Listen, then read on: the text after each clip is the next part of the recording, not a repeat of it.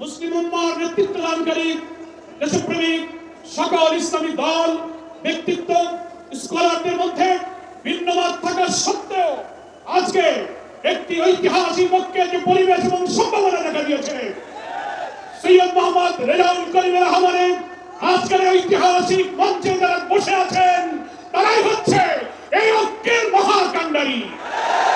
সংগ্রামী ভাই আমার, আজকে নেতৃবৃন্দের উপস্থিতি এবং পীর সাহেবের সংগ্রামী ভূমিকায় তিনি আজকে নতুন ইতিহাসের স্রষ্টা হয়ে ইতিহাসে তার নাম জান্নাত করে লেখা থাকবে।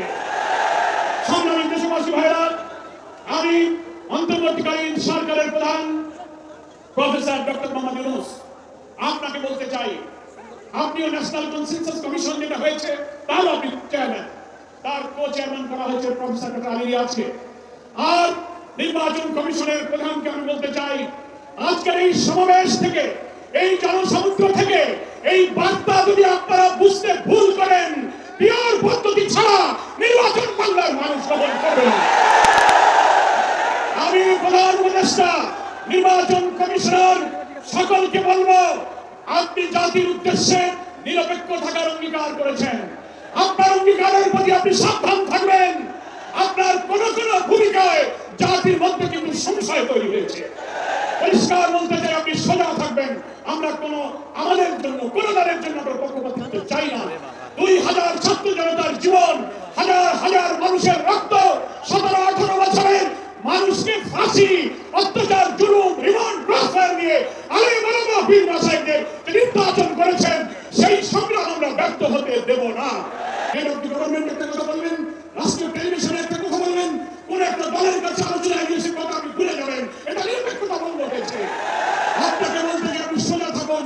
রাজনৈতিক সংগ্রামে আপনি দোষ করেননি, ওই সকল অধিকার সবার আছে, কিন্তু আপনি এক জায়গায় কথা বলে মত পরিবর্তন করবেন কেন? আপনাকে জাতির সামনে আসতে হবে, সকল দলের সাথে বসে আপনি বলবেন, ভাই আমাদের এই অসুবিধা, আসুন আমরা সবাই মিলে এটাই করি, আমরা রাজি আছি। কিন্তু আপনার এই ভূমিকার প্রশ্ন তৈরি হয়েছে, আগামী 8-10 মাস পরে যদি নির্বাচন হয় আপনি সোজা থাকবেন কিনা? আপনাকে এই 8 মাসে নিরপেক্ষতার প্রমাণ আপনাকে দিতে হবে।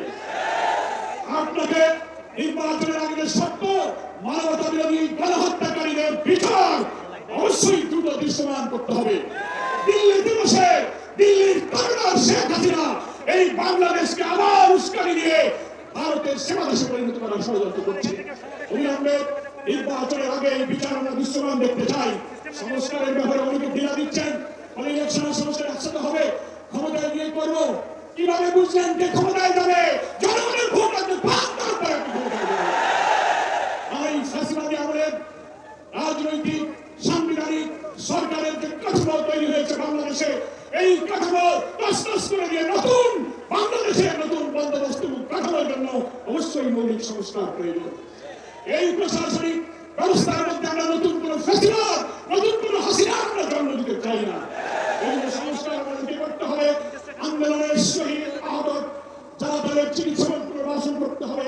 প্রবাসী 1 কোটি 80 লক্ষ ভোটার, তাদেরকে ভোটাধিকারের ব্যাপারে আপনাকে নিশ্চিত করতে হবে। স্থানীয় সরকার নির্বাচন আগে দিতে হবে। জুলাই সনদ এবং ঘোষণাপত্র অবশ্যই জুলাই বিপ্লবের বার্ষিকী আমরা 1 তারিখ থেকে 8 আগস্ট পালন করবো। এর মধ্যেই জুলাই সনদ এবং জুলাই ঘোষণাপত্র আপনাকে বাস্তবায়ন করতে হবে। সংগ্রামী দেশবাসী, বাংলাদেশ জামায়াত ইসলামীর সংগ্রামী আমির ডক্টর শফিকুর রহমান, তিনি পীর সাহেবকে আপনাদের সহ সকল দেশবাসীকে জামায়াত ইসলামের পক্ষ থেকে সালাম এবং শুভেচ্ছা জানিয়েছেন।